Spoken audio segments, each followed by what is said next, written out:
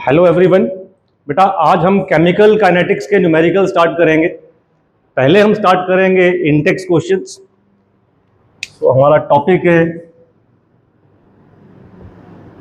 Chemical kinetics class 12 और हम start करेंगे फ्रॉम इंटेक्स क्वेश्चन से। चलिए कॉपी पेन निकालिए, पहला क्वेश्चन रीड आउट करिए। फॉर द रिएक्शन R2P, कोई रिएक्शन हो रहा है। Question number 4.1, for the reaction reactant से प्रोडक्ट बना और उसमें जो रिएक्टेंट की कंसंट्रेशन चेंज हो रही है that is from 0.03 capital M से लेके 0.02 कैपिटल M। ये कंसंट्रेशन में चेंज बताया बेटा उसने इन 25 मिनट्स, और ऐसा होने के लिए उसमें 25 मिनट्स का टाइम लगता है। Calculate the average rate of reaction, पता क्या करना है, एवरेज रेट ऑफ रिएक्शन आपको पता करने के लिए बोल। सबसे बेसिक सी चीज है तो कि एवरेज रेट ऑफ रिएक्शन हम पता कैसे करते थे। फॉर्मूला क्या था इस एवरेज रेट का? इस एवरेज रेट का फॉर्मूला क्या था? Change in concentration upon time कितना लगा। अच्छा, कंसंट्रेशन किसकी चेंज देख रहे हो आप? ये जो चेंज बता रहा है कंसंट्रेशन में, इट इज अबाउट रिएक्टेंट। और जब रिएक्टेंट की भाषा में हम रेट बताते हैं तो ये जो चेंज मैं यहाँ पता करूंगा, फॉर्मूले में सिंबल कैसा लगता है? नेगेटिव। ये अपने आप में कंसेप्चुअल क्वेश्चन था यार, क्योंकि रिएक्टेंट की कंसंट्रेशन इसकी टाइम के साथ क्या हो रही है? डिक्रीज। इसलिए सिंबल में हमने कैसा लिया हुआ है? यहाँ नेगेटिव लगा रखा है। देखो क्या बना, ये फॉर्मूले का नेगेटिव। चेंज कैसे पता करोगे? Final minus initial. फाइनल कितना है? 0.02। इनिशियल कंसंट्रेशन कितनी है? 0.03 डिवाइडेड बाय ऐसा होने के लिए समय कितना लगा? 25। क्या आ गया सॉल्व करके? ये देखो ब्रैकेट के अंदर सॉल्व करूंगा तो वो बन रहा है 0.01, लेकिन कैसा? माइनस का, और एक माइनस बाहर भी है तो माइनस माइनस हो गया प्लस। तो मेरे पास ये आया 0.01 अपॉन 25। किसके बराबर बन गया ये? देखो शॉर्टकट बता रहा हूं इसका, 25 से डिवाइड नहीं कर पाओगे ना। न्यूमरेटर डिनोमिनेटर दोनों को मान लो 4 से मल्टीप्लाई कर दिया, लेट कोई फर्क नहीं पड़ेगा अगर ऊपर नीचे सेम से मल्टीप्लाई करते। तो ऊपर बन गया 0.04, नीचे बन गया 100। तो ये क्या बना? 0.04, और जो नीचे 100 था वो ऊपर गया तो क्या बना? 10 की पावर -2। स्टैंडर्ड फॉर्म में चेंज कर दो इसे अब, तो ये क्या बन गया? 4 इंटू 10 की पावर -4। यूनिट क्या आई? मोल पर लीटर पर मिनट। मोल पर लीटर पर मिनट, क्योंकि ये टाइम किस में दिया हुआ था? मिनट्स में। क्वेश्चन पढ़ो दोबारा। वो बोल रहा है हमें तो आंसर दोनों तरीके से बताओ, मिनट्स में भी और सेकंड में भी। ये फर्स्ट पार्ट हो गया जी। सेकंड पार्ट देखो, सेम फॉर्मूला लगाया, ऊपर चेंज वही आएगा। टाइम अब 25 नहीं रहा, 25 इंटू 60। अब ये टाइम हमने किस में बना लिया? सेकेंड्स में। तो क्या आंसर आ जाएगा? इसका आंसर तो मैंने पहले ही बना रखा है। कितना? 4 इंटू 10 की पावर -4 अपॉन 60। इसको सॉल्व कर लो, अब कितना आता है चेक करो।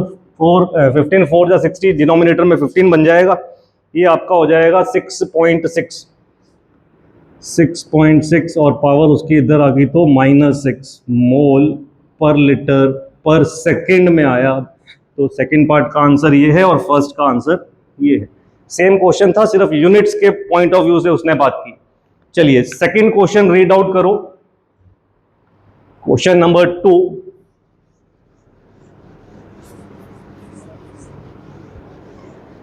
इसको रब कर दें भाई पहले फटाफट। Question number 2, in A reaction 2A gives you product. 2A से प्रोडक्ट बना, ठीक। Concentration of A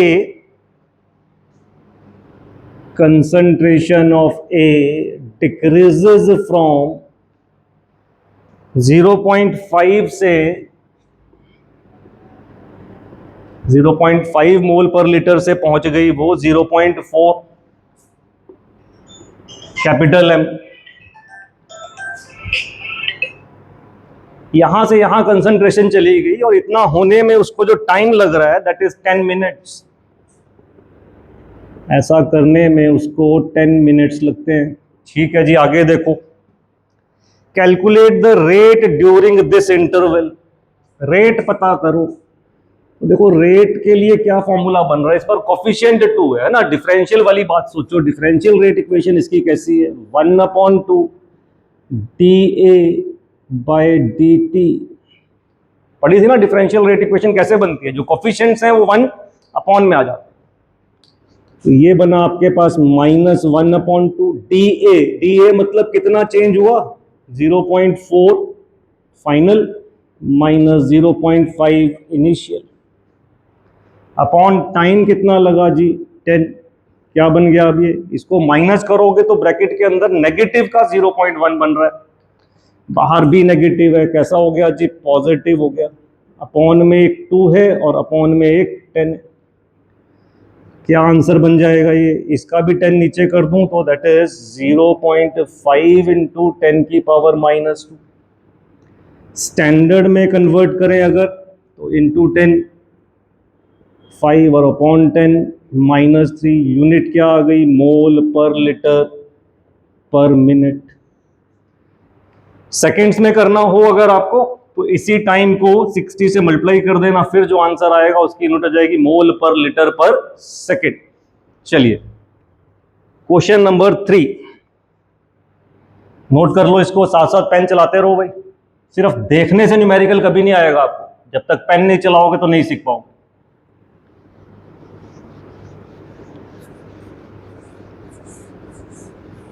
question number 3 देखो क्या दिया हुआ है, for a reaction A + B gives you product. ऐसा सा तो कुछ रिएक्शन है, पहले A + B से प्रोडक्ट बन रहा है, रेट लॉ दे रखा है उसमें। देखो रेट लॉ के अकॉर्डिंग वो बोल रहा है कि जो रेट है that is equal to K A B, और इन A और B की पावर्स में उसने क्या दिया बेटा, A वाले की पावर 1/2, B वाले की पावर 2। ऐसा गिवन है कि रेट लॉ ये चल रहा है इसका। What is order of reaction, बहुत छोटा सा है तो नन्ना सा क्वेश्चन है। ऑर्डर ऑफ रिएक्शन क्या होता है, रेट लॉ में जो पावर्स हैं उनका सम। तो क्या आया ये, 2 एलसीएम लोगे ना तो 5/2, तो ऑर्डर इज 2.5। और ये हम जब डिफरेंस करते हैं ऑर्डर मॉलिक्युलरिटी का, वहां पढ़ते हैं हम order can be in fraction, order can be 0, है ना। तो वो सारी बातें, ऑर्डर ये आ गया डेसिमल्स में, कोई बात नहीं। क्वेश्चन नंबर 4 कर दे रब।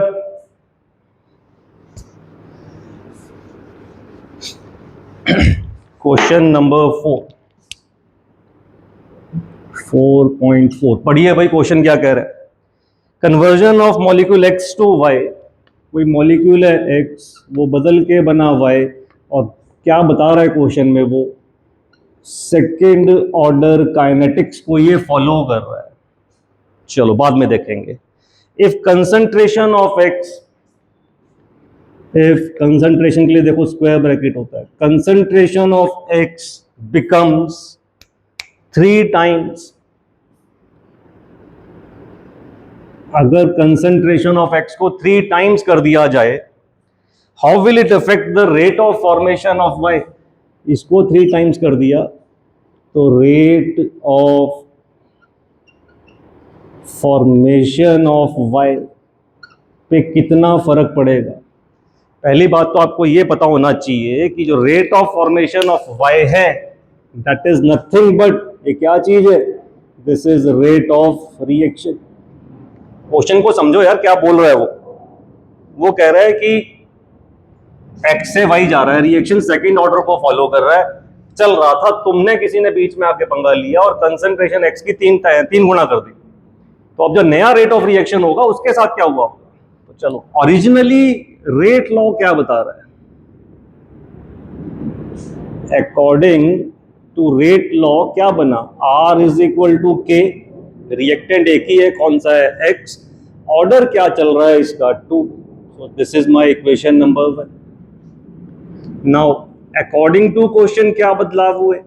रेट बदल जाएगा जी, कुछ नया रेट आएगा। नया रेट क्यों आ रहा है? क्योंकि x को आपने क्या कर दिया है? 3 टाइम्स कर दिया है। ऑर्डर 2 था तो ऊपर पावर 2 रही। देखिए, रीराइट करते हैं इसको। Rate new is equal to, इसको जब मैं स्क्वायर ब्रैकेट को ओपन करूंगा तो 3 का स्क्वायर 9 के x की पावर 2, इक्वेशन नंबर 2। 1 और 2 को जरा ध्यान से देखो। 1 का RHS है के एक्स स्क्वायर, 2 के RHS में वो टर्म है, तो इस के एक्स स्क्वायर की जगह मैं ये R सब्स्टिट्यूट कर सकता हूं। तो रेट न्यू कितना हो गया? 9 into original rate. Therefore rate becomes how many times? कितने गुना हो गया रेट? 9 टाइम्स। आसान सा क्वेश्चन था भाई ये।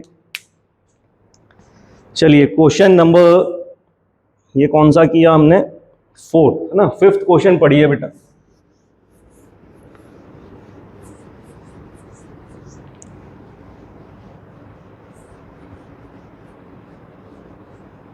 क्या कह रहा है भाई 5th question? First order reaction है। क्वेश्चन नंबर 5, सबसे पहले उसने बोला फर्स्ट ऑर्डर का रिएक्शन है, ठीक है। Having rate constant, rate constant का सिंबल के, कितनी वैल्यू दे रहा है उसके की? वो 1.15 इंटू 10 की पावर -3 सेकेंड इनवर्ट्स। अच्छा, how long will 5 gram of this reactant, 5 gram reactant starting में लिया होगा, है ना, reduced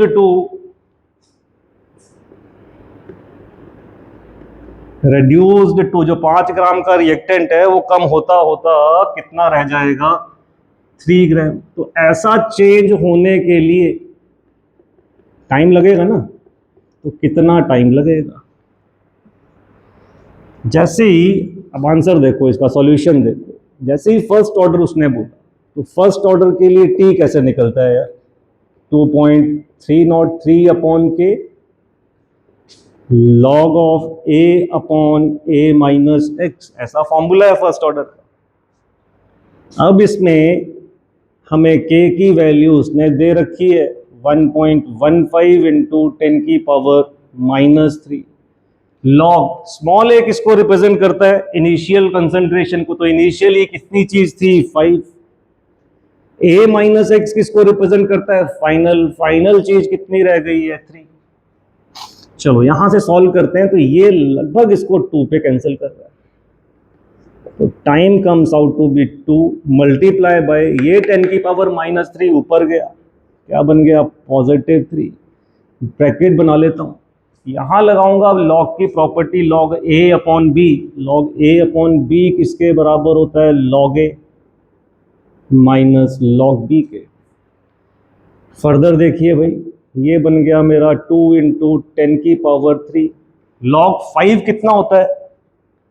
0.69। लॉग 3 कितना होता है? 0.47। सब्ट्रैक्ट कर लो दोनों को, क्या बनाया? t is equal to 2 into 10 की पावर 3। 0.69 में से गया तो 9 में से 7 गए 2, 6 में से 4 गए 2, 0.22।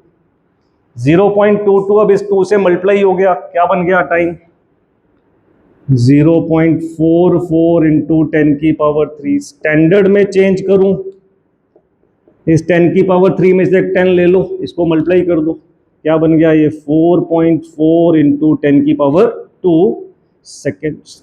इतना टाइम लगेगा ऐसा होने में। आंसर चेक कर लो एक बार।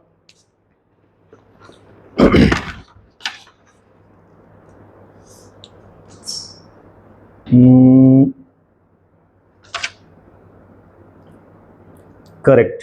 चलिए क्वेश्चन नंबर 6, क्वेश्चन नंबर 6 ये कर लिया भाई, रब कर दें।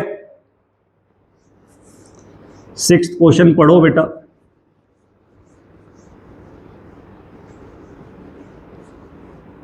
क्या लैंग्वेज है, क्या समझाना चाह रहा है वो।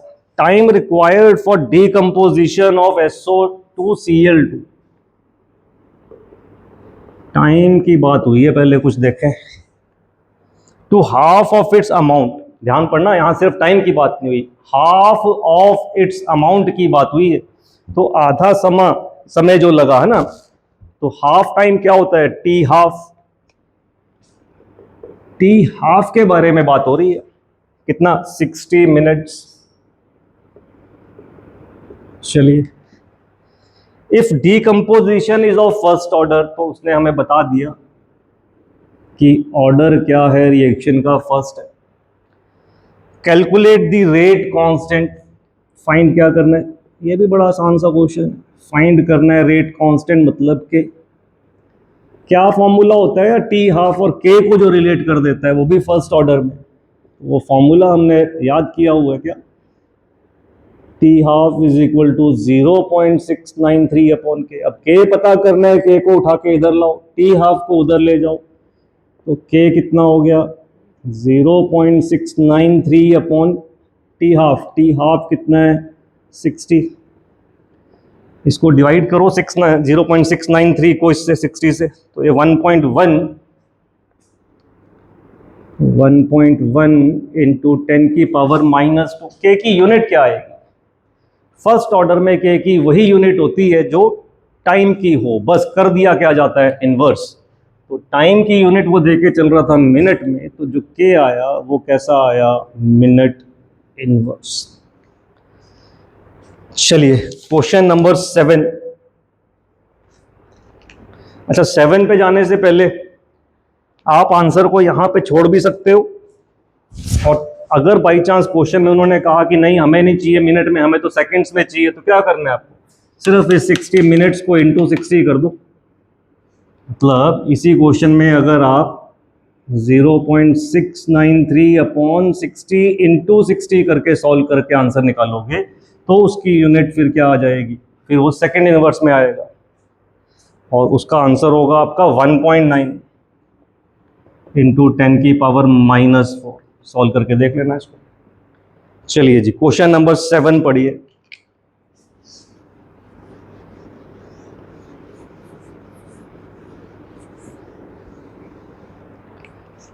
How will be the effect of, what will be the effect of, है ना। क्वेश्चन नंबर 7 आपको बताना है effect of temperature on rate of reaction. देखो इसके दो आंसर, और जब बोर्ड में हमारे पास ये क्वेश्चन आएगा तो हमें दोनों ही मेंशन करना। एक थ्योरी का आंसर है, क्या आंसर है बेटा वो, with every 10-degree rise in temperature, rate of reaction becomes nearly double।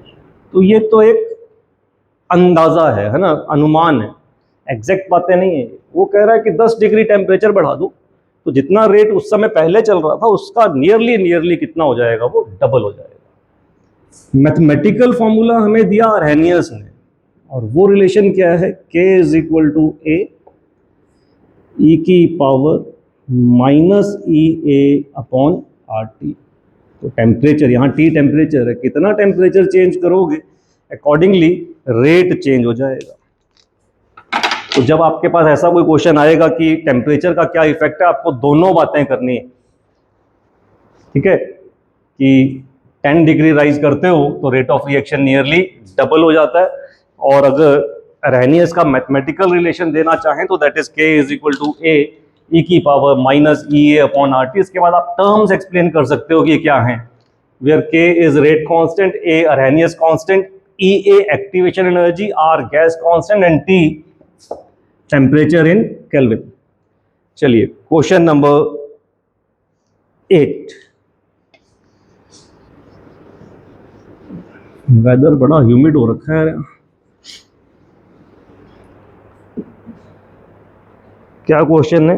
Rate of a chemical reaction doubles for an increase of 10 kelvin from 298 kelvin. कौन सा क्वेश्चन था? Question number 8। तो वो कह रहा है कि रेट ऑफ रिएक्शन डबल हो गया। रेट ऑफ रिएक्शन डबल हो गया। कब? जब 10 डिग्री बढ़ा दिया है टेम्परेचर। कहाँ से बढ़ाया है? Originally it was 298 kelvin. क्या पता करना है? तो वो कह रहा है एक्टिवेशन एनर्जी पता करिए। देखो पहले तो गिवन डाटा निकाल लो यार, यहाँ पे क्या क्या बातें गिवन। ओरिजिनल रेट कांस्टेंट अगर K1 था तो नया क्या हो जाएगा? K2 जब रेट बढ़ेगा। एंड अकॉर्डिंग टू क्वेश्चन जो K2 है दैट इज 2 टाइम्स K1। उसने बोला रेट ऑफ रिएक्शन डबल हो गया, तो नए वाला पुराने वाले का डबल हो गया। चलो एक चीज पता लग गई हमें। सेकेंडली ओरिजिनल टेम्परेचर T1 कितना चल रहा था? 298 केल्विन। 10 डिग्री वो कह रहा है बढ़ा दिया है, तो T2 कितना हो गया? 10 बढ़ाओगे तो इट विल बिकम 308 केल्विन। चलो हमें दो बातें पता लगी। अब फॉर्मूला क्या है? Log of K2 upon K1 is equal to EA upon 2.303 R bracket में T2 minus T1 upon T1 T2। देखो सारी बातें पता है हमें, सिर्फ अननोन एक ही चीज है इस फॉर्मूले में, है ना? क्या चीज? एक्टिवेशन एनर्जी नहीं पता। बाकी चीजें सब्स्टिट्यूट करके देखो। LHS क्या बन गया? Log of K2 upon K1। यहां से देखो K1 इधर ले आओ, तो K2 अपॉन K1 की वैल्यू कितनी है? 2 is equal to EA upon 2.303। R की वैल्यू 8.314 ब्रैकेट में T2 माइनस T1 दोनों का डिफरेंस कितना है? 10 डिग्री का। और न्यूमरेटर में क्या बन गया आपका? 298 इंटू 308।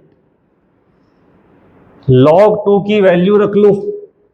log 2 की वैल्यू हो गई मेरी 0.3। ये चीजें ऊपर आ गई और क्या ऊपर आया? ये 298 ऊपर आया, 308 ऊपर आया। डिनोमिनेटर में क्या गया? 10। सो इसको सॉल्व कर दो, कितना आता है एक्टिवेशन एनर्जी?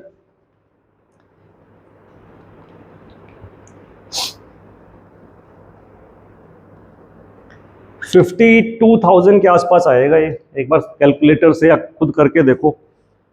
52722। तो एक्टिवेशन एनर्जी आएगी 52722। और जब इन फॉर्मूलों से आप एक्टिवेशन एनर्जी सॉल्व करके निकालते हो, उसकी यूनिट होती है जूल्स पर मोल। और बेटर रिजल्ट देना चाहते हो, इसको 1000 से कर दो divide, it will be 52.722। Unit क्या हो गई अब? किलो जूल्स पर मोल। तो ये था हमारा क्वेश्चन नंबर 8। फटाफट कर लो नोट बेटा से। एनटेक्स का last question, question number 9।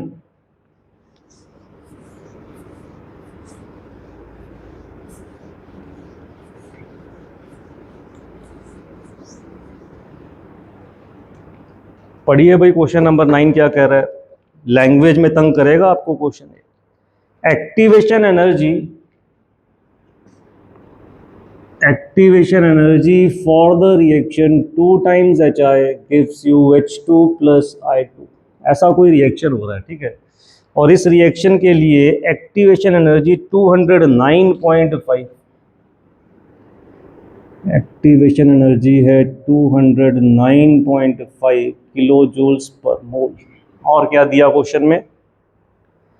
Eight 581 kelvin temperature बोला उसने 581 केल्विन का, ठीक। Calculate the fraction of molecules of reactant having energy equal to और ग्रेटर देन एक्टिवेशन एनर्जी। दोबारा पढ़ो इस लाइन को, ये असर्शन में आ जाएगी, बता रहा हूं। Fraction of molecules, fraction of molecules having energy equal to or greater than activation energy. ये चीज पता करनी है, और ये जो भी वो बोलना चाह रहा है ये पता करना है, वो मॉलिक्यूल्स कितने हैं जिनकी एनर्जी या तो इसके बराबर हो जाएगी या इससे ज़्यादा हो जाएगी। तो इस पूरी लैंग्वेज के लिए टर्म है माइनस EA/RT ई की पावर में। ये जो टर्म आती थी अरेनियस इक्वेशन में, इसको पता करना है, इसे बोलते हैं ये फ्रैक्शन ऑफ मॉलिक्यूल्स है। तो ये कैसे निकलेंगे यार? तो जो ये पता करना था, लेट इट बी x, तो इसका मतलब x क्या है? e की पावर माइनस EA/RT। अब कैसे निकलेगा x? लॉग लगा दो दोनों तरफ, तो इधर क्या बना?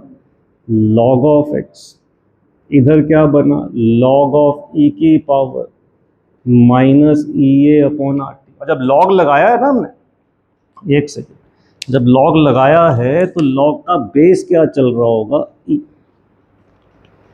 चलिए LHS पे आ जाइए, log x बेस e, ये पावर, लॉग की प्रॉपर्टी, पावर आ जाएगी आगे, क्या बना? Minus EA/RT log e base e।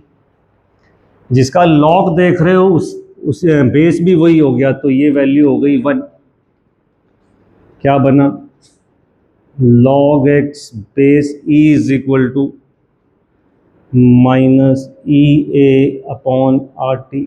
अब ये बेस का e हटाना है मुझे, तो बेस का e कैसे हटेगा? जब ये मल्टीप्लाई हो जाएगा 2.303 के साथ, तो log x minus EA/RT।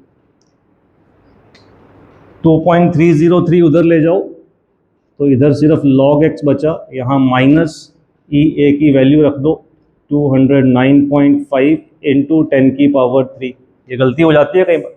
Activation energy जब भी सब्स्टिट्यूट करनी है तो वो किलो में नहीं करनी है, ठीक है, तो जूल्स में कन्वर्ट कर दिया। और डिवीज़न में क्या आया? R आ गया। R था हमारे पास इतना, टेम्परेचर भी दिया हुआ था कितना? 581, और ये 2.303 इधर आ गया। मैथमेटिकल काम आ गया यहाँ पे, इस सारे को सॉल्व करो। सॉल्व करने पे ये माइनस का 18.8 आएगा। अच्छा देखो, हम पता करना चाहते थे x नहीं निकला, निकला क्या? log x। तो इसका मतलब अगर x पता करना है तो अब हमें दोनों तरफ एंटी लॉग लगाना पड़ेगा। देखो एंटी लॉग लगाया दोनों तरफ। LHS में जब एंटी लॉग लगा तो एंटी लॉग और लॉग मर गए दोनों एक दूसरे के साथ, बचा सिर्फ x। RHS में क्या बना? एंटी लॉग किसका? माइनस 18.8। अब लॉग टेबल प्रोवाइड हमें किया नहीं जाता, या तो अब ये क्वेश्चन जब आएगा बोर्ड एग्जाम में तो he will say find the log of this, मेरा आंसर यहाँ खत्म हो जाएगा कि इतने लॉग ऑफ x की वैल्यू ये आ गई है। एल्स अदरवाइज वो यहाँ क्वेश्चन में ही बोल देगा गिवन, आजकल ऐसा भी चलता है, गिवन एंटी लॉग माइनस 18.8 की कुछ वैल्यू दे देगा आपको। मान लो उसने माइनस 18.8 का एंटी लॉग दे दिया आपको 1.4 इंटू 10 की पावर माइनस 90। माइनस 18.8 का वैसे एंटी लॉग होता नहीं है, एंटी लॉग हमेशा पॉजिटिव नंबर का देखा जाता है ना। तो हो सकता है मुझे इसे रीअरेंज करना पड़े, थोड़ा सा सीख लो। जब एंटी लॉग में कोई माइनस का नंबर बनता है तो उससे कोई बड़ा नंबर, एग्जैक्ट बड़ा नंबर ढूंढो कि ये डेसिमल्स में पॉजिटिव हो पाए। जैसे मैंने इसमें प्लस कर दिया 19, तो ये प्लस हो जाएगा ना, लेकिन वैल्यू बदलनी भी नहीं है तो माइनस भी कर दिया। प्लस 19 करने से अब ये वैल्यू क्या बची? पॉजिटिव में क्या आया? 0.2। तो एंटी लॉग इसका देखा जाएगा पॉजिटिव 0.2 का, और वो जो बाद में हमें -19 लगाया, देखो वो आंसर में आएगा। Anti log of 0.2 is 1.4 and जो -19 था वो 10 की पावर में जाएगा। तो ये बेटा हमारा यहाँ पे कंप्लीट हो गया इन टेक्स्ट क्वेश्चंस। इसके बाद हम स्टार्ट करेंगे एक्सरसाइज के लिए। Thank you.